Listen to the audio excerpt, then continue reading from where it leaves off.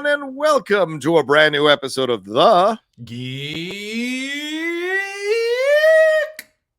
Buddies! Hey! We're back at it with our Friday weekly show, getting into the world of geekery and talking about all the things that are going on in the world of geekdom. But we should introduce ourselves first. I am the Outlaw John Rocha, writer, producer, and host here on the Geek Buddies. I am Michael Vogel, writer and producer of animated TV shows and movies. What animated TV shows and movies? Well, Shannon is going to tell you. Because this is Shannon McClung. I'm a television actor and an animation writer, where you can see some of our current work right now every weekend on YouTube with the third season of Strawberry Shortcake, Barry in the Big City Season 3. You can also see Seasons 1 and 2 on Netflix. Nice. Good promotion there for sure.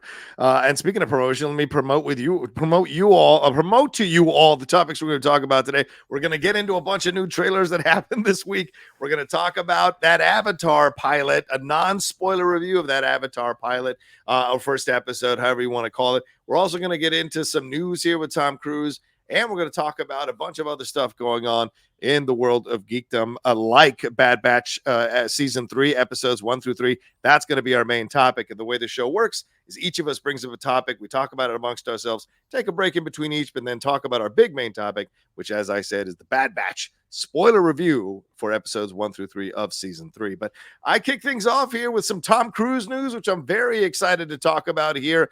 You guys know I'm a massive Tom Cruise fan. And well, it broke yesterday in the afternoon that he is going to be starring in Alejandro Iñarritu's next film at Warner Brothers and Legendary. And this, of course, goes along with what happened recently with Tom Cruise signing a deal with Warner Brothers, exploring multiple projects that he wants to be a part of. And this will be Iñarritu's first film that he's done, English language film that he's done since 2015's The Revenant, which I think is fantastic to see, because I enjoyed Roma and I enjoyed his other films that he's done here. And Birdman, of course, was fantastic. And so I'm looking forward to seeing what he's going to be doing here with Tom Cruise. Gentlemen, your thoughts on this? Tom Cruise and Iñarritu, not necessarily who you'd think, but if you look at Birdman, another 1980s star, Michael Keaton, kind of being reborn and put into a fantastic film directed by Iñarritu. So is this maybe a possible Best Actor Oscar nomination that we're looking at for Tom Cruise in the future here? What do you all think of this combo?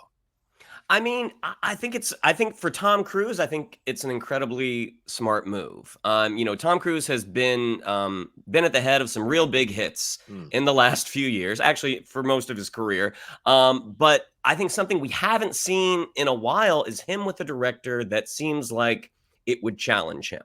Yeah. Like, it's been a while since we've seen him work with someone like Oliver Stone, like with Born on the 4th of July. I mean, someone like PTA with Magnolia. We had heard, and John, you might be able to tell me where this is. Tom Cruise was maybe going to be appearing in Tarantino's latest film. Yes, that's still in play right now. Yes, for sure.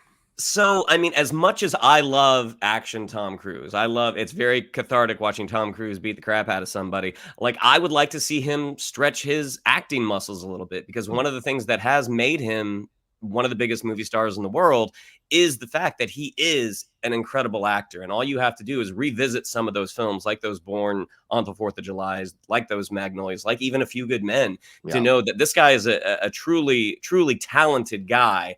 And hopefully Iñarritu is able to pull something out of him that maybe we haven't seen in a bit. Yeah, I mean, I want to do a quick clarification. Roma was Alfonso Cuarón. I was thinking Bardo, which is one of my favorite films of the last few years. Bardo is the one that Iñarritu directed that recently, about a director's experience, very meta film. I preferred that over the Fabelmans film, so I liked that film. So Iñarritu has been one of my favorite directors for quite some time. And Tom Cruise obviously has been one of my favorite actors for quite some time. Michael, what do you think of this combo? Is this Tom Cruise telling us that, look, I enjoy doing the Mission Impossible. I know it underperformed Dead Reckoning Part 1. Maybe and the Top Gun Maverick getting the responses that he got $1.5 billion because he did some really vulnerable, interesting acting in that movie. Do you think he's sensing from his public that they want to see more of that? And this is an opportunity for him to do that with Iñarritu. I don't know about that. I think Tom Cruise. Let me put it this way: Yes. Tom Cruise is at that point. There are actors or directors or people in the creative community that are a certain level of their career that when the audience says we liked it or we didn't like it, they get really nervous and have to switch gears. True. Tom Cruise doesn't have to listen to anybody. He has more money than any of us are ever going to have. He's happy to do what he's going to do, and I think so. If Tom Cruise is choosing to do something, he's choosing to do it just because Tom Cruise wants to do it. Okay. Not in response to anything. But I do think I'll say it a little bit differently than Shannon. You had mentioned Keaton and Birdman and sort of reviving his career. Yeah. I'm really waiting because I think Tom Cruise is an amazing actor. I'm really waiting for Tom Cruise to settle into the actor he's going to be in his later years. Oh, yeah. And I don't know what that is. And he's in his later years, but he's still playing literally, he's still playing the same roles. He's still Maverick. He's still Ethan Hunt. He's been Ethan Hunt for 45 years. It's just, it's just like, and he's good at it. I mean, God love him. Tom Cruise goes and jumps off a cliff, and we all go watch him jump off a cliff. He's still got the magic, but at some point, it's gonna. To some people, maybe we've already passed that point. But at a certain point, it's like, you can't do that anymore. And I think Michael Keaton is such a great example of kind of just like stepping into his age in a really graceful way and then playing these roles that really we all love older Keaton. Travolta did this way back in the day. Travolta was off the radar. Travolta was playing co-star to a baby and Look Who's Talking with Kirstie Alley, and then Tarantino came out with Pulp Fiction, and it sort of put Travolta into a whole new sort of category. And so with Tom Cruise, it's like, what is old Tom Cruise? Like, what is that? Yeah. And even when you look at like what Robert Downey Jr. did in Oppenheimer, look, if Robert Downey Jr. came back tomorrow and said he was going to pop into an MCU film and be Tony Stark again, we're all on board. Like, I'm happy to see Robert Downey Jr. do whatever he wants, but playing a role like he did in Oppenheimer, which is a much older, different role for him, a character role, he nailed it. And I would love to see Tom Cruise do more of that. And so if this is in that category, I'm very intrigued. Yeah. As am I. I mean, this is going to be fun to see what Iñarritu can bring out of Tom Cruise, and maybe we should be fair on this, what Tom Cruise can bring out of Iñarritu, because all the great directors do get something out of working with these phenomenal actors, and what he got out of Michael Keaton, I thought was incredible to see, but still worked within the scope of who Michael Keaton was, because when you watch that movie, there's a lot of sequences in Birdman that are like outlandish humor within a very serious construct about his life. So if there's some kind of action, some kind of meta action way to mess with Tom Cruise at the same time while he's doing this film with Iñarritu, it could be interesting. Or we'll just get a straight Revenant type film where he's really getting into the grittiness of a story like he did with DiCaprio in that film. So I just like this combo 1,000%, And we recently did a rewatch of The Color of Money on the Cinephiles. And although that's 1986 and that's the same year as Top Gun, and you watch that movie, there are moments, aside from the pool cue and the whoa, whoa, whoa, all that shit, when there's quieter moments between him and Newman, there's a real actor inside that, a real hungry young actor inside that Tom Cruise body. So I think this is a great combo that's going to bring that out again for us to enjoy all over again. So look, it is Shannon. You're both 100% right. Like we're all in agreement on the fact that look, Tom Cruise has made a career off of being Tom Cruise. Yeah, true. And he's very good at being Tom Cruise. He shows up in a movie, he gives you that Tom Cruise smile, he Tom Cruises his way through the movie, and he's great. He's great at it. And so you do sometimes forget that he's actually a great actor. Yeah. Like he really, really is. And when he does it, you're like, damn, he's got that. So yes, I think we're all in agreement that like this seems like an opportunity that we can see a different side of what he usually does. And hey, look, see what happens. Well, Shannon, what were you gonna say? Well, no, I was going to say, talking about stepping in, at the way Michael Keaton sort of stepped into his age with Birdman. I mean, I feel like Cruise, like when you think about that movie, I think it could have happened with that movie Lions for Lambs, where he played kind of an underhanded politician. And granted, that movie wasn't the most successful, didn't really turn out that great, but that attempt was really something that I'm like, God, I wish he would do more of this. Just like when he did Collateral with Michael Mann. I mean, really playing the bad guy. I mean, there's obviously a charisma and a charm to him, but that was just a different color that we hadn't seen. So at this point in his career, when one of his movies potentially saved the movie theater going experience. Yeah. He has bought a little bit of goodwill from the audience to be like, you know what, let's experiment a little bit. Yeah, born on the 4th of July. As you mentioned, Collateral, Top Gun Maverick, and Magnolia. I mean, these are incredible performances all around from Tom Cruise. And so to see him get a shot at doing something like this again, I think is really exciting for all of us who are Tom Cruise fans, because we love him as an actor for sure. Let us not forget Tropic Thunder. Yes, which, by the way, you may default and think that's just a fun, outlandish character and he's going out there. He made that real while also making it making it big. And that's not easy to do. It takes a really skilled actor to do that, to make that guy believable, but also ridiculous at the same time. I'm gonna have to go watch Tropic Thunder this weekend. I'm not gonna lie to you. I think it might be time for a Tropic Thunder rewatch. Tom Cruise, he has a moment in that where he's talking about like they're basically gonna let Ben Stiller die. Yeah. And he's talking about like he's a supernova. He's flaming out. It's inevitable. Like there is a moment, there's an intensity that I would have to imagine Ben Stiller behind the cameras like, I wanted that to be a little funnier, but I don't want him. I don't want to say anything to him. Yep, we got it, Tom. Let's move on. Asia's my territory, Jack. So yeah, there we go. Let's take a quick break, and we'll jump into some we'll jump into our conversation on Avatar: Last Airbender, the live action version here on Netflix. Right after this.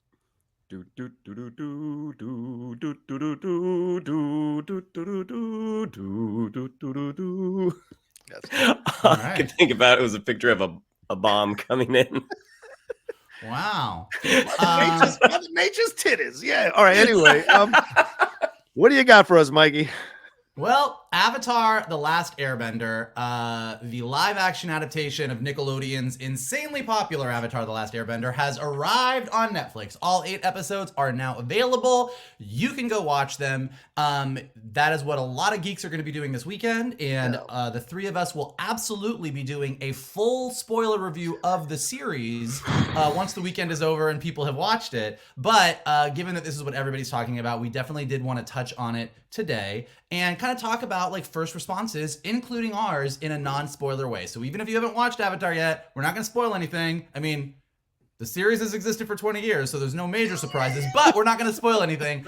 But, you know, the reviews are decidedly mixed. It is currently sitting at 60% on Rotten Tomatoes. Yeah. And, you know, some of the reviews are not so excited about the series. You know, USA Today says Avatar: The Last Airbender, Netflix gets it oh so wrong. The Verge says Netflix Avatar's review, another live action misfire. BBC says why the much hyped new Netflix show is the worst of remake culture. And Variety says Last Airbender show is a beautifully crafted disappointment. So critics, not huge fans. If you go to Twitter right now, there's a lot of people who love Avatar: The Last Airbender who seem to be really enjoying what the Netflix series has done. So, you know, we've talked about this a lot with the Madam Web discussion we had earlier this week on Geek Bites. Shannon talked about how Madam Web is one of those moments where critics and fans all seem to be aligned. Yeah. This seems to be one where critics are going one way and hardcore fans of Avatar are going another way, which is not rare in the current world of social media. But yeah, I would say Netflix was probably hoping for more from critics as far as the current response, which I would call tepid at best. So, gentlemen, I know that I am by a flying bison mile. I am the biggest Avatar fan out of the 3 of us. Shannon has watched it. Rocha has never seen the animated one. Yeah. So I know we've all watched the first episode. Yeah. Given where critics are currently at, given where a lot of fans on Twitter are at, where are you guys? Well, without, you know, going into spoilers, right now, because I won't get in, I don't think a lot of the acting works. I think especially from our younger cast members. But I try to provide a little bit of space there in that, depending on how they shot this, my guess is that they did start, even if they were crossboarding, which means you're shooting in one location, everything, before you move on to another, despite where that location is in an episode order. My guess is that they did probably start with episode 1. So I'm kind of hoping that the younger cast members kind of grow into their roles. That the more that they're at it, the better and more comfortable they get. Because across the board, our main three with Aang, Sokka, and Katara, they are the stars of this show. And Prince Zuko as well. I think on the acting side, it leaves a little to be desired. In terms of what the bending actually looks like, I think it looks cool. I think that is something that they actually did get right. I mean, watching the earth bending, watching the fire bending, the air bending, the water bending, everything looks pretty good. In terms of production design of the world, I think this is where it kind of drops the ball a little bit. And I think this probably just comes from you only have so much money. There are a lot of, very obvious, blue screen and green screen shots where it does look, the background just looks a little flat. It looks like someone standing in front of a screen, standing on a tee. And also just the way the world is designed, it just doesn't look lived in. It looks everything looks brand spanking new. I mean, Aang's in that little, ball that he constructed for 100 years, and his stuff comes out. It is bright red, bright yellow. Even at the Water Tribe, like those blues, they're just so perfect. And I think that obviously has nothing to do with the cast. I mean, that is a production issue. And my guess is that's not going to change, that those are probably what those costumes are going to look like, unless they're in a big, big battle and they're supposed to be showing damage or whatever. But I think that's kind of my issue with the show. And I think a lot of people probably will not have that issue. But it's hard for me to buy into the world when the world just looks so false. Yeah, I think I would echo a lot of the feelings Shannon has. I think although I think the female actress I think is better than the two other dude actors, so the male actors there in the main trio. I did have problems with a lot of the acting. But I guess you're right about the flatness. There were moments that I was like, oh wow, this looks like the volume, and that it really doesn't look like the volume. And you see that it looks like this is something you shot in the 90s, where the way they're using some of the CGI, and perhaps that's a limit on the budget, perhaps, or maybe that's intentional, that they wanted to look like this kind of combo of what you'd see in an animated series versus what you see in a live action. So maybe trying to find the middle ground between the two. For me, I think it just rushed too much into the story. Like, let's slow down. Let's get to know Aang a little bit more. Let's spend some time with him. Let's spend some time with the tribe. I don't want to have voiceover, because I haven't seen the animated series. So I don't come in with all this locked in knowledge about the situation. So I'm like, give me something more. Let me hear more than just a voiceover about the airbender and the avatar and the earth bending and the water bending and the fire bending and all the elements and stuff. I want to get to know Aang and his tribe more. Oh, why are they jealous of him? Let's find out more. Like, I just wanted more of that. I think they started out too quickly, although I enjoyed the James Bond beginning of the action in the opening scene of the pilot. I don't think that's how they should have started the show. I think getting us into this world and really engrossing us in this world, and then ramping up the action, ramping up the story, ramping up the stakes, I think would have been a better way to go. The pilot feels so rushed that I'm just like, okay, I guess I'm supposed to care about all of this, and I'm supposed to be invested in all of this, but then you're going to shove away the main kid for like 20 minutes into an ice flow or something. And so it just kind of just threw me off as I was watching the show. Some of the dialogue is really stilted, and it feels delivered like they're trying to mirror what you saw in the animated series, because I have seen some scenes from the animated series, and I thought that kind of undercut it overall. But I've only seen one episode, and sometimes like Frasier recently, which just got a season 2 renewal, I hated those first 2 episodes, and the show got exponentially better as it went along. But the reviews are mixed, so I don't know if it's going to get better for me as it goes along. But the first episode was just kind of a disappointment, I would say, overall. But I'm not out of it yet. It's just, I feel like it's going to be a slog, and it feels a little young for me, and I was hoping for something maybe a little bit older in terms of its approach for me. So yeah, those are my general thoughts on it. Mike? Yeah, I think I agree with a lot of what you guys said. Like, look, as someone who really loves Avatar, I don't know that anything is ever going to be better than the animated series. Like, I think it's just the animated series. The reason that 20 years later we're making this show is because the animated series is still to this day as popular as it is.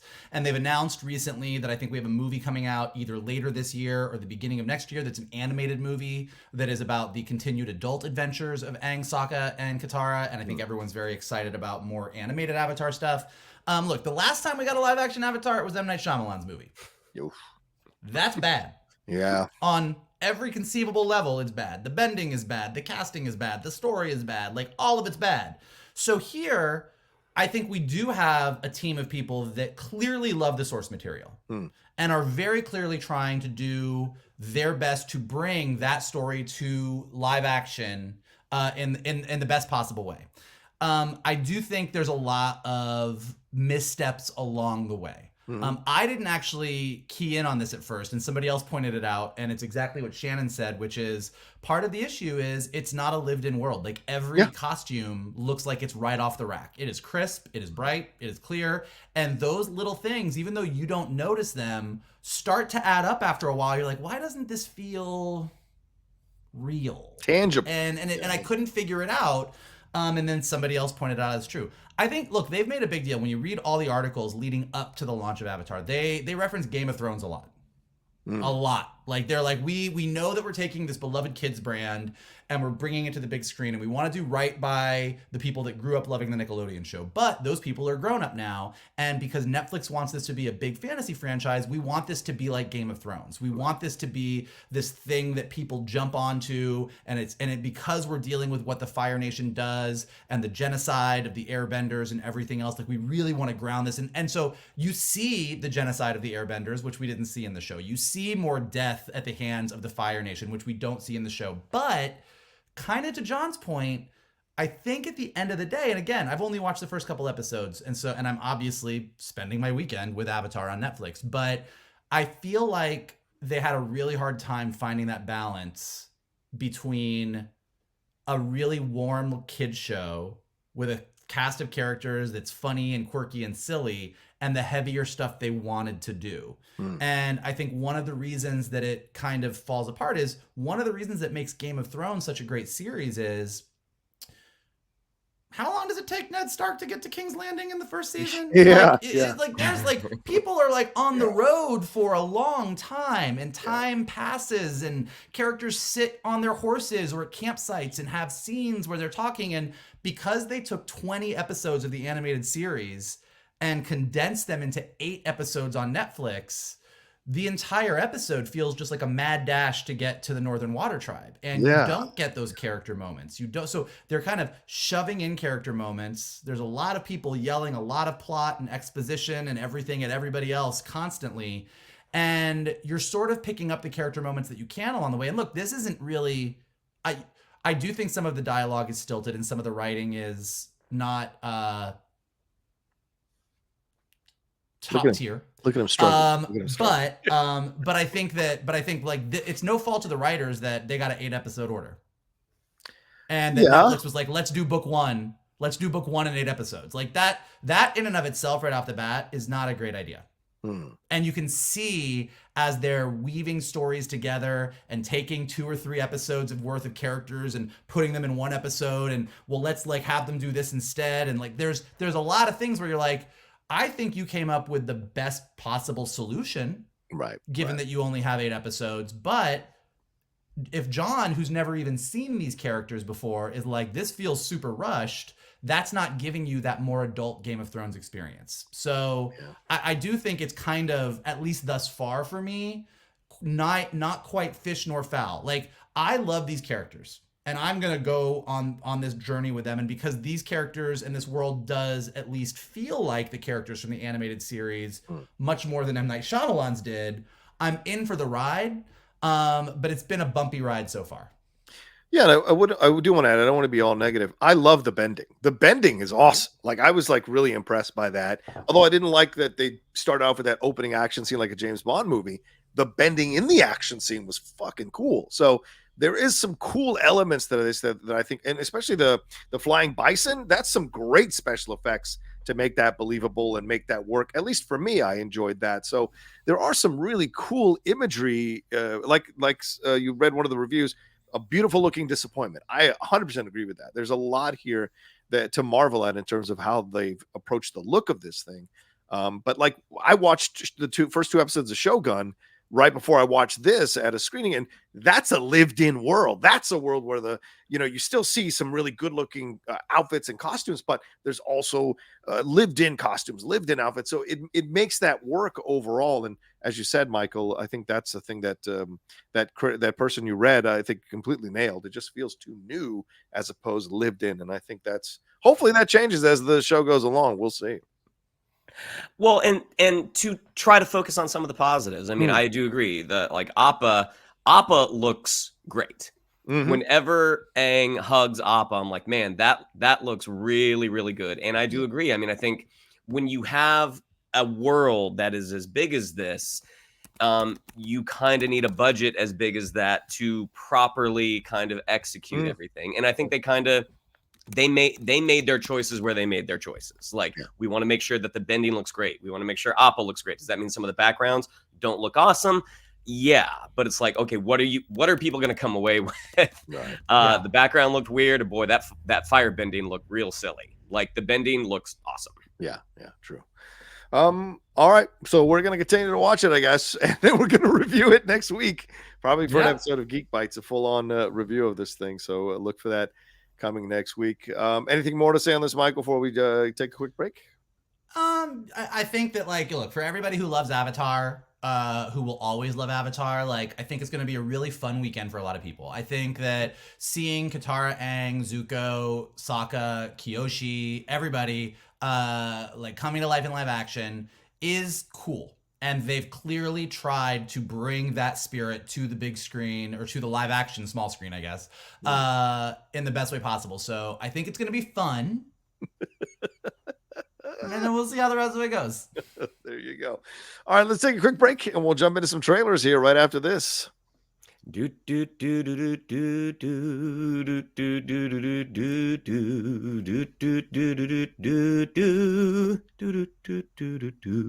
All right, take it away, my man. With trailers. We got 3 brand new trailers for you. One's coming to your small screen, 2 are coming to the big screen. But the first one we're going to talk about is the new Netflix series, The Gentleman. This is the second trailer. This is a spin-off of the Guy Ritchie film, The Gentleman, but Guy Ritchie is involved. He directed a few episodes. He wrote a few episodes. And The Gentleman, for me, is one of the best Guy Ritchie movies in the last few years. It is basically about Matthew McConaughey's character, Mickey Pearson, who has this weed empire in the UK. But where the show picks up is our star, Theo James, inherits his family's estate. And come to find out, Theo James from second season of White Lotus, who is James Franco's doppelganger. His family estate is secretly one of the weed outposts for Matthew McConaughey's Mickey Pearson character. And we find out just what exactly Theo James plans on doing. I was in from the first trailer, and the second trailer got me even more excited. I mean, again, The Gentleman with Charlie Hunnam, Hugh Grant, Colin Farrell, was just really, really great. And The Gentleman television cast is just as impressive. You know, you have the aforementioned Theo James, you have Kaya Scodelario, you have Ray Winstone, Vinnie Jones. I mean, it's sort of a Guy Ritchie British who's who. But gentlemen, I'll throw it over to you first. John, I know this seems like your cup of tea. What did you think of our second look at The Gentleman? Yeah, I haven't started Sexy Beast yet on Paramount Plus, but that is on the list to start because I'm hearing great things about that as well. So seeing this being transferred over from what I enjoyed, and I agree with you, Shannon, this is one of the best Guy Ritchie films over the last few years that goes back to what he did well with Snatch and Lock, Stock, and Two Smoking Barrels. And I really enjoyed The Gentleman. Having an American element be an overt part of The Gentleman, I thought was great to see with Matthew McConaughey. And now having Giancarlo Esposito in this, I thought was great to have that little bit of American element. But yes, the different characters here. And it's this kind of thing where we're getting involved in this. We don't want to get involved in this, but we need to go this route. We need to do these things. We need to become these things in order to survive in this crazy environment. I thought was great. All the different accents. Having Vinnie Jones in here, I thought was fantastic. Ray Winstone looking debonair. And I agree with you. Kaya Scodelario from like, what was the film with her and the alligator crawl or whatever it was called? Crawl. Yeah, she's a good actress, by the way. And so having her be in a situation like this, I think I'm very much looking forward to it. So just across the board, this one checked all my boxes. And I'm more excited to see this than I was Sexy Beast. So I may jump into this before I jump into Sexy Beast. So that says something about this trailer for sure. Mikey, what do you think? Do you like The Gentleman? I mean, he's a hot gentleman, so I'm in. I mean, he's not only James Franco's doppelganger, he's James Franco's hotter doppelganger, which is hard because James Franco's pretty hot. No, I think it looks great. I think you guys are right. It feels like old school Guy Ritchie, and it just feels like a fun. Like sometimes, like with a kind of setup like this, like I always love something that has a setup that is complex in its simplicity. Like guy inherits big building. This is great. By the way, there's a drug empire underneath. All you got to do is leave us alone. Everybody's happy.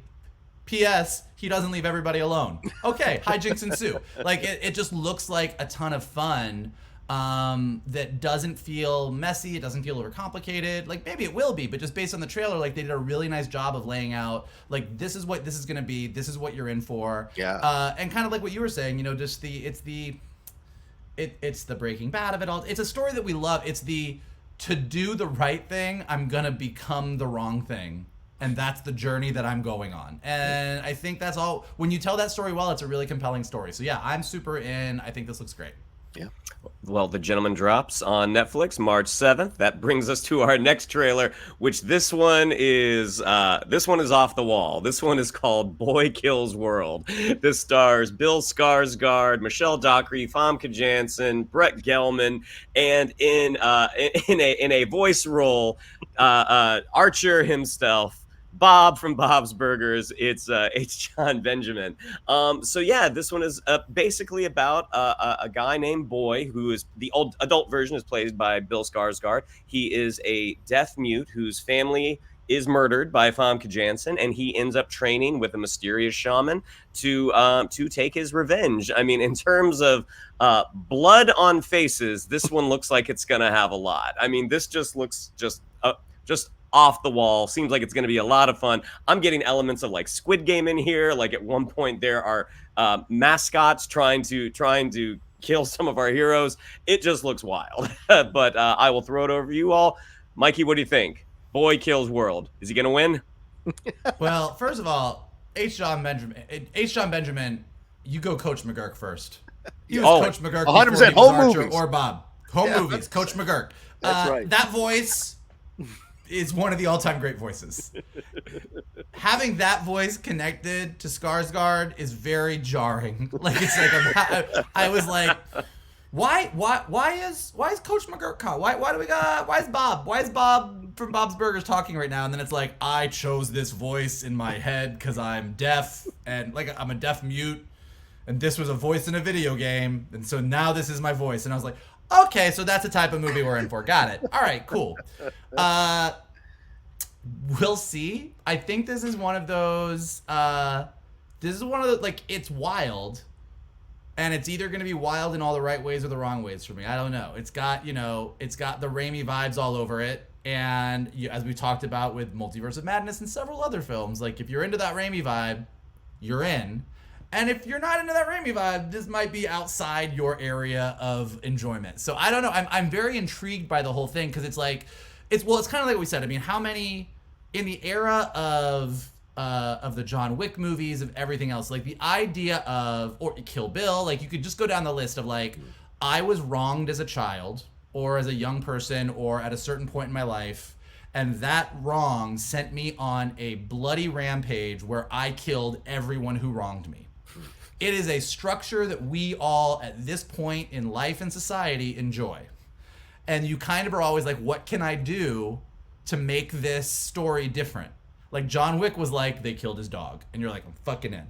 Yeah. This one is, I'm a deaf mute and I have Coach McGurk's voice in my head. And you're like, well, as far as choosing something that nobody else has chosen, you've hit the jackpot. We'll see if it works. Yeah, Johnny? listen, this is this is up my alley. I mean, Revenge done, check. H. John Benjamin, check. Even Bill Skarsgård looking like young. I was just like, this is weird, but I'm in for this. And he's wearing almost like a sleeveless Michael Jackson 1980s jacket, which I think is an interesting element to throw into those. But then you throw in Charlton.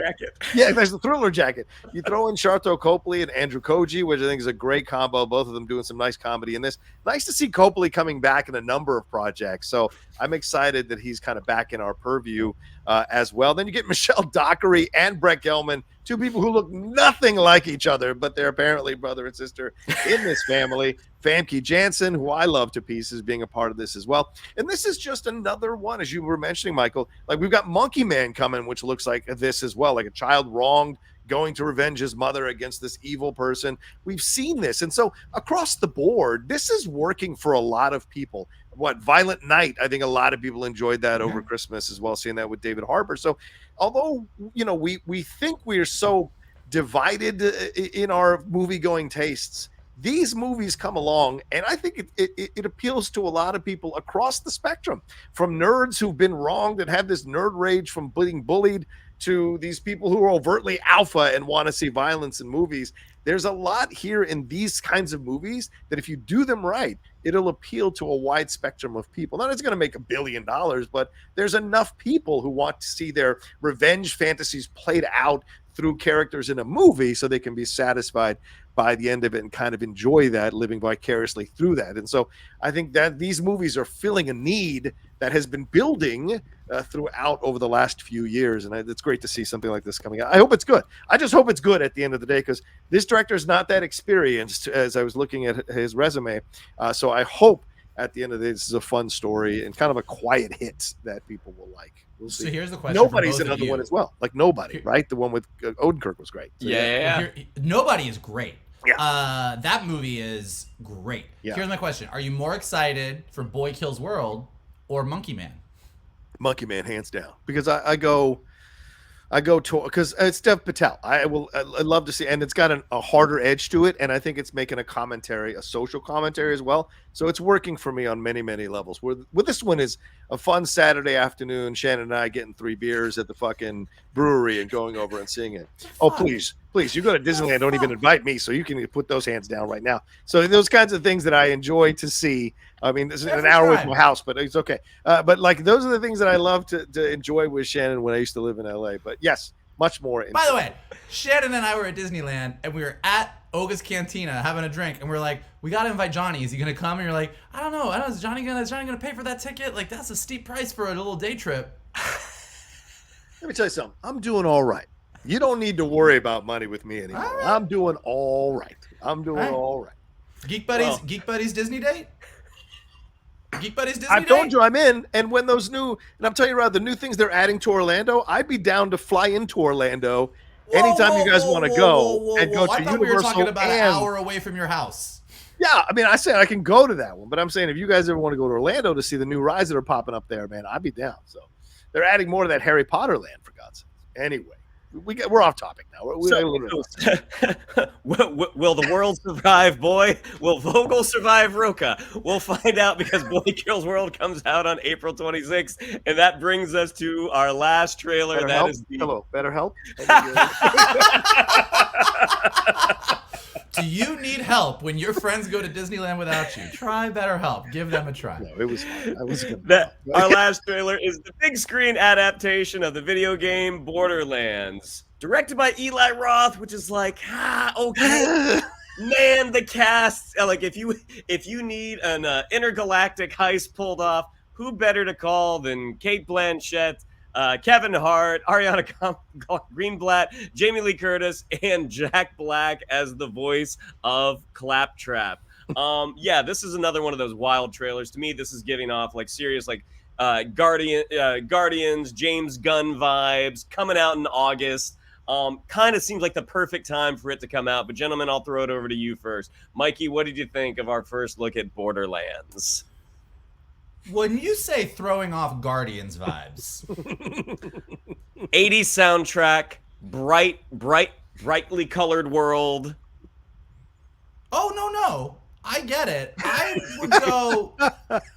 Look, I get that this is based on Borderlands, the game, and this is what the game is, but like, there's a certain point when you watch a trailer and you go, like, we talked about this with Monkey Man. Just we bring it like oh, Monkey Man, it feels like a John Wick kind of movie. Like, this is cool. I love these revenge kind of things. Then there's certain times you watch a trailer and you're like, this is Guardians. Yeah. This is Guardians of the Galaxy. Like, just the at a certain point, you kind of, as you're cutting this trailer together and you're doing everything, it's like, guys, we want to give you that feeling of Guardians of the Galaxy without completely aping Guardians of the Galaxy. And this one, and look, I'm not a Borderlands player, so in the comments, if you're like, Vogel, shut the fuck up, this is exactly what the game is, we love it, we're on board, I can't wait. I would lean to agree with the Borderlands fans more than I agree with myself. Me watching this trailer, I was like, I love Cate Blanchett. This is Guardians of the Galaxy. This looks like a not quite as good version of Guardians of the Galaxy to me. Will I go see it? Yeah. You know what? It's one of those Saturday afternoon movies where I go by myself because my friends are all having beers without me. So I go see the movie all alone and go, I guess that was fun. Maybe it would have been more fun with my friends, but apparently they don't want to call me. So I just went alone. Cool. But, but yeah, like the trailer, it was like, at first I was like, okay, this seems fun in a Guardians way. And by the end of the trailer, I was like, guys, it's Guardians. Come on. That's true. I got that vibe as well. I mean, you don't invite him to Thor: Dark World. My life's been a living hell ever since. Yeah, I agree. Listen, I agree with you. This is Mad Max, Expendables, and Guardians all mixed into one. It's nuts. It's crazy. I'm with Shannon. Eli Roth. As a director, I'm not the biggest fan of Eli Roth as a director. Plus, it's Lionsgate and Eli Roth. That does not necessarily equal quality to me. And this was shot 3 years ago. So it's been in post-production for 3 years. So I'm concerned to see what we're going to get. But the trailer was bonkers. And it could be possibly fun, or it could be supremely terrible. That being said, seeing Cate Blanchett not take herself so seriously because she's such a great actress in those serious roles, I always love seeing that with her. And so with Hela and other roles that she's played where she gets to be bonkers, she's a lot of fun. And so I like that she's leading this cast. And I like Ariana Greenblatt. I'm really a huge fan of hers. I like that she's building and doing these kind of interesting roles, from Barbie to this to other stuff, so that she's having some fun as an actress as well. And Florian Montagu there, who Shannon forgot to mention, that's Ivan Drago's son in Creed 2. So seeing him be the big heavy, I think is going to be fun to see in this movie as well. So yeah, look, it is true. Like, you guys don't subscribe to the homosexual handbook because you're not homosexual, but it is a rule in the homosexual handbook that we have to go see movies that Cate Blanchett is in. So I'm going. Interesting. Like it is, like, I would say with this trailer that, like, if I had watched it and it had been Ariana Greenblatt, Kevin Hart, voice of Jack Black, and like anyone else aside from her and then Jamie Lee Curtis, I'd be like, maybe I'll skip this one. But then you're like, hey, it's Jamie Lee Curtis. It's Cate Blanchett. Well, fuck, I gotta go. No, it's a rule. I gotta go see it. We'll see how it is. Well, Borderlands is coming out at the end of summer, August 9th. There we go. All right. Well, thanks, Shannon, for those trailers. Let's take a quick break, and we're going to jump into the Bad Batch Season 3, Episodes 1 through 3. Quick spoiler review here right after this. Bum bum bum bum bum bum bum bum bum bum bum bum bum bum bum bum. It's always a joy to know which themes Shannon likes versus which ones he doesn't. Like the one like where you're like where he nails it, like he comes out of the gate and you're like, oh wow, that is the Bad Batch theme. And then the ones where he's like, and you're like, oh no, not your okay, not your tempo, not your tempo. Oh, JK.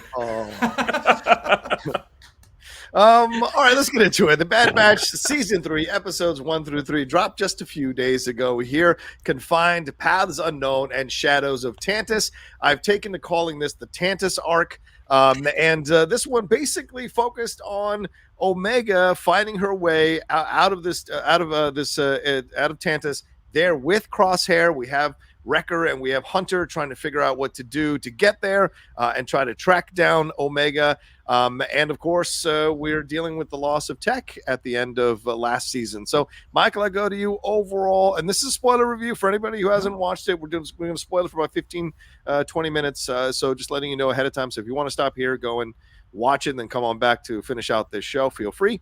Michael, your overall thoughts on these first 3 episodes here for season 3? Overall happy. Overall, feeling good. Like I think, I mean, when we're gonna get like what each episode to episode, a couple different thoughts, but you know, overall, they always pitch Bad Batch as like it's the A-team with the clones. Yeah. And now that we're getting to the end of the season, I feel like that was one of their mistakes. I think that the whole concept of the A-team is here's these characters, and each week it's a new, oh, we're helping these people here, we're helping these people here. And Bad Batch, when it's an episode of the week, here's some characters, the Bad Batch helped them. We're always like, okay, cool, but where are we going? Where are we going? Right. And when they get into the bigger shit, you're like, all right, here we go. And overall, these first 3 episodes felt like we were finally getting into the shit. Yeah. Like, here's stuff that we've been hinting at for 2 seasons, and now that we are at the very end of it, we're like, we're finally kind of just firing on all cylinders. And so there just was a sense of urgency and a sense of excitement and a sense of big stories being told that sometimes in the past 2 seasons, Bad Batch has had trouble, sort of felt like we had a lot of start-stops. Like, oh, here we go. Nope, now we're just on a planet and doing this thing with these people that don't really matter. And this felt bigger to me, which was great. And then also, and I think this is just going to be true of every Star Wars animated show that comes out until there's no more Star Wars shows, it is stupid how pretty this show is. Yeah. It is dumb at this point. Like, I'm just staring at my screen with my mouth hanging open as an animation guy going, are you kidding me with this? Like, this is beyond at this point. Like, even with What If, which is a show that I love, and I love the style of What If, but some of the choices made in What If, as far as the visual style and the choices they made are, we can only go this far with the budget. Here's how we're going to treat these characters. We're going to do these painted backgrounds. Bad Batch is like, fuck you, here's all the money. Go to town. Like, it's wild. So overall, I'll get into specifics, but overall, I was happy with these 3 episodes. Yeah, what do you think, Shannon, overall in these 3 episodes? What are your feelings? I really enjoyed it. I mean, I think like Vogel put it right, that this was the promise of the show from the beginning. Was this sort of, this is a dark time in a galaxy far, far away. And watching Omega, who as a character, she can be fun, she can be a little grating in the earlier seasons, but I think kind of having her on her heels in her 2 episodes really worked. I love the pairing of her and a Crosshair who's maybe starting to find his groove again. Yeah. And especially in that first episode, like, I love the pace. I mean, it really reminded me of Andor. Yeah. Like, it was just a very slower, deliberate pace. And even though the Hunter and Wrecker episode, it did have that kind of adventure of the week vibe, but I feel like in terms of what they used in that adventure of the week, I thought it really worked. And it's the type of thing that, like, I don't know, like, obviously Filoni is a creator, co-creator. Obviously he is involved in some capacity, and as we learned in Ahsoka, Filoni really likes to take his time with things. So season 3, I think we're finally getting the thing that we've wanted since the beginning. Yeah, 100%. I love that there's a nice. I think the Andor thing is a great comparison, Shannon. I love that there's a nice vibe of darkness throughout, and there's always been a darkness to the Bad Batch in certain episodes, for sure. I'm not saying that they all of a sudden discovered it, but it's been nice to see that it's a prevalent feeling through all 3 of these first 3 episodes. Especially in that first episode, seeing Crosshair's twitch. His hand twitch is something that really is unsettling to see. If you know people who've survived wars and the PTSD that they deal with, the tremors, the facial tics, things of that nature, it brings that all back for me as a military guy. Seeing her blood being taken, and Nala say, speaking to her in such hushed, scared tones, which is something that's really unsettling to see, especially when you remember some of the experiments that the Nazis did in the Holocaust to the Jewish people that they imprisoned there. There's elements of that, trying to purify the blood, trying to find the M count for this blood so they can live longer. This kind of thing, you're just like, wow, this is really unsettling. Some of the elements here. And then the second episode, seeing that insane monster that was born out of these experiments, and it's essentially a Sarlacc pit on steroids, and angry steroids, roid raging the whole time. A lot of darkness in that, and the 3 clones. A roid raged Sarlacc pit. That's what it looked like to me. And those 3 kid clones saying like when they answer when Wrecker and Hunter asked what experiments they pulled on them, and they said pretty much everything. And that, like, already your mind can go to some really dark places of what these people might have done to these 3 young clones. And it's scary to think about that. And then in the 3rd episode, of course, seeing the Emperor showing up, and now we're connecting it back up to the sequel trilogy and how he gets cloned. So seeing that they want to use these elements to make this all happen, and how Omega is the one who improvises a plan to escape with Crosshair, that I thought was really cool to see. So for me, overall, this was a fantastic first 3 episodes to start the season.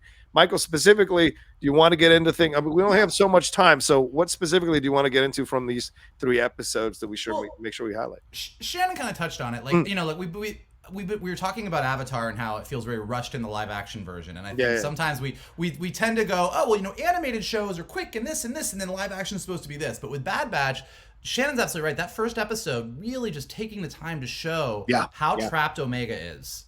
What her the daily life, her situation daily is routine inside Mount Tantus. Like, I think it was just such a beautifully shot episode. It was really nice. And Shannon's 100% right. Omega has not always been the most enjoyable character. True. And watching her in this situation, really struggling to figure out what's going on, insistent that she's going to escape, kind of like telling Crosshair she's going to be there for him no matter what.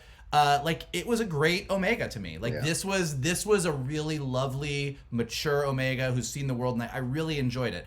The second episode definitely had that, like, adventure of the week, and, like, to your point, the Roid Rage Sarlacc pit looked awesome. We've got to go get the thing. It all makes sense. It's all very well constructed.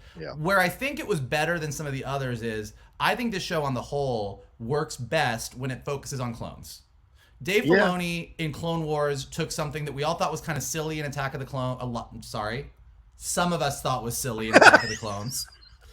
And he turned the clones into, like, some of the most beloved characters in Star Wars. So Bad Batch, when Bad Batch deals with stories that are like, this is what happened to the clones post Palpatine taking over. This is what happens to the clones in the world of the Empire. I think it's good. So even though the second episode had a little bit of, like, episode of the week, and I'm like, come on, get back to Tantus, this is more interesting, because it was dealing with these younger clones who kind of had been experimented on. I was like, okay, it still ties in thematically, I'm into it. And then the third episode was just great, for multiple levels. One, Palpatine coming in, tying it into the bigger story. We all know that they're trying to solve how Palpatine somehow returned and make it seem cool. They're doing a decent enough job. But, like, the fact that Omega is the key to Palpatine having a clone that has an M count that stays high enough. Can't believe I'm using M count unironically. Damn you, Filoni, for bringing midichlorians in and kind of making them make sense. And then also just watching Omega and Crosshair escape together. And, like, the moment in the episode where, when Omega's like, I'm really sorry, I fucked up, and Crosshair's like, hey, you got us this far. Like, seeing this relationship between the two of them sort of balance itself out. And then when Crosshair's like, when she's like, what are we going to do? And Crosshair's like, did they ever teach you Plan 72? And she's like, Tech made me memorize every plan. And then they just go into it.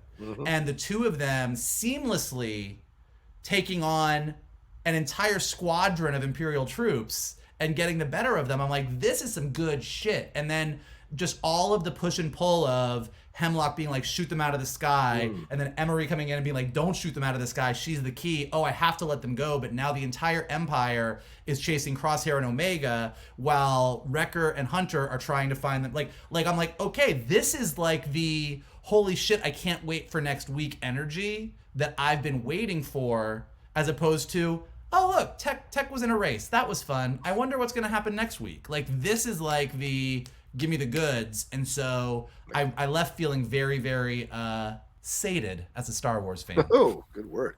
Shannon, your thoughts on each of these episodes, specifically what stood out to you, what you really want to highlight here in your review? I mean, again, the pace of episode 1 was really great. There was, a really somber underscore sort of, illustrating the loneliness and the isolation that Omega is going through right now, and the little seeds that they plant. The fact that she has to feed those hounds, and the bond that she ends up making. Like, I love how many shots we got of Omega and Crosshair passing each other in the halls. Like, I thought that was just really good filmmaking. And then to skip to episode 3, when Crosshair's like, why would you do this for me? If I had a chance to escape, I would not wait for you. And she's like, yes, you would. Like, you're my brother. And he says, I'm not them. Like, like that's just such a great arc for Crosshair. And when you think about the previous 2 seasons and how many times they didn't use Crosshair, it's like, man, you should have used this character more. Like eventually you are going to run out of things that you can do with him. But I feel like based off of where he is right now, I'm like, there was more mileage. There was more gas in that tank that you probably should have used. I mean, as they're doing Plan 72, when he takes that one trooper, the ones that have the illuminated visor, and he's kind of, smacking his head up against the wall, and the visor eventually goes out, like he literally knocked his lights out. I saw that. I thought of it. I was watching. I'm like, I hope I remember this. The fact that it's not even in the moment. The fact that you were watching it and you were like, lights out. Put that one down for the show. Bang. Oh God damn it! But in episode 2, again, like I liked the revisiting of the pike that cut off the horn. Yeah, like, Durand. This is a great thread to pick up. This is a great sort of kickoff to the episode. And the younger regs. I mean, basically, the Empire got to like, we're not going to use. They were things. They weren't people anymore. It's like, we're not going to use these things, and they just kind of toss them away. And even seeing like throughout the Clone Wars, we get to know all of the individual clones and how they have their own unique personalities. And you can see it starts with the younger ones as well. I mean, and the moment where it's like the one younger clone is saying, let's take the ship, let's go. Right. Like that's something that Crosshair would have done. And then you see that they're able to take the ship and then make that rescue. For an Adventure of the Week episode, I thought it was a good Adventure of the Week. I agree. Yeah, I agree. Because it tied into the overall story well. Yeah, Michael, you wanted to chime in with something else? Yeah, you know that leader of the Durand Syndicate was Angelica Houston? Yes. What? That was Angelica Houston. It was really funny because it was one of the things I'm like, this voice is good. Like, this is for a bit character. So I'm assuming they might not be big characters, but really kind of tying that into the bigger crime syndicate world and the Pikes and everything else, and like all of a sudden there's this character. I'm like, this character's very interesting and sounds very cool. Oh, it's Angelica Houston, of course. Yeah, I mean, I guess because she had done, Star Wars Visions, the second season, she'd done a character on that, voiced a character on that. They wanted to use her again here. I thought she did a great job as well. Yeah, absolutely. And I think they're absolutely planting seeds for things that we're going to see later on in the season with them as well. Yeah, I mean, I really enjoyed seeing more with Omega and Emery as well, getting more with their interactions. Keisha Castle-Hughes doing a wonderful job voicing her over. There's more fruit to be born from that relationship. How is Omega, with more exposure to Emery, how is she changing her? Because think about Omega, as Shannon said so well, and Michael agreed with, she has been annoying at times in the first 2 seasons, right? But there's the thing that can be annoying about her sometimes is her very strong idea of what is right and wrong. She does not have a lot of gray area in her mind. And the same thing applies throughout her in these first 3 episodes. She's very clear. She's always going to break the rules or not listen to certain things if she believes it's not right to do so. Right. And like saving that, it was a Batcher, that creature there. She saved, even though the droid's saying, no, we're going to exterminate it, whatever, terminate it. No, she saves him and tries to make sure he's okay. But then, and it bears fruit later when they attack that other creature that's coming after them when they're escaping. So I love that. And the way she talks to Emery as well. She is trying to make it clear to Emery, this is not the way to go. This is not the life we're supposed to be living. This is not cool what's happening here. And that may affect how Emery is going to deal with Hemlock down the road. So, and with Crosshair, right? Because Crosshair, Shannon, you left out one extra line after you were retailing everything he says. Crosshair says, I'm not worth saving. So he's very clear about the punishment that he wants to impose on himself for the mistakes he's made. I'm not them, where that would be judgmental in season 2. Now it comes across as like, I'm not as good as them. And I think that's where you see a little bit of that relationship developing. And he's essentially going to replace Tech, it seems like, for her relationship with Tech. So we'll see. If he's dead, we'll see. I don't know who's making it out of this show alive. Like by the why. Like I'm like, well, is Omega gonna die now? Yeah, she's the key to Palpatine, or the clones gonna die because we know they're not. Like, the fuck is gonna happen? Yeah, and I do want to say one last thing. The second episode, having that scene between Hunter and Wrecker, where Wrecker is the one telling Hunter, the last time we went in without backup, we didn't all come out. Wrecker of all people being cautious. And I thought that is an interesting change for these characters as well. So yeah, just top to bottom, this was excellent way to start the third season. I hope they keep this momentum and approach through all the episodes, but we shall see. I got done with season 3 and I was like, well, here we go. And I was like, man, if we tune in next week and Hunter and Wrecker stop on Hoth to help a Wampa who got a thorn in his paw, I'm gonna be like, man, come on, like, give me the goods, like, let's just go. Yeah. Also, what's in Hemlock's vault? What is in that vault? I hope we find out as we go. Know what's in that vault? A bunch of baby Snokes.